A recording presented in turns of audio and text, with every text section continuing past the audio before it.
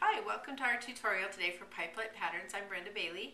We're going to talk about how to prepare your fabric after you've purchased what you want and then how to prepare it before you cut your pieces. There's a couple of tips that might help you.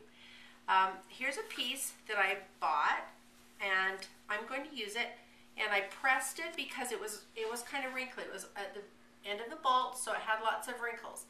Now if you press your fabric, you need to press parallel to the selvage, because the selvage, the lengthwise grains are the strongest and they're parallel to the selvage. It doesn't have any give. The crosswise grain has some give, so if you press on the crosswise grain or on the bias, it's going to give and it might skew your piece of fabric.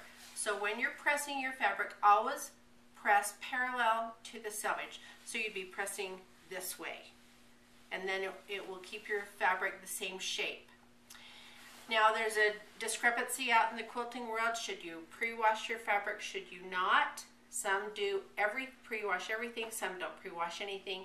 But here's a little tip. If you do decide to pre-wash your fabrics, what you need to do is clip off the corner and all four corners just like that, and it won't eliminate the amount of fraying of your fabric, but it will really reduce the amount of fraying. If you have fabric from in your stash or something that you're going to use and you don't know how long it's been there, you may want to wash it. If you go to a fabric store and you buy top of the line fabric, then you're going to be fine. You don't need to pre-wash it unless you want to. But this is just a little helpful tip. Now, what I like to do is fold my fabric and have it all ready to go.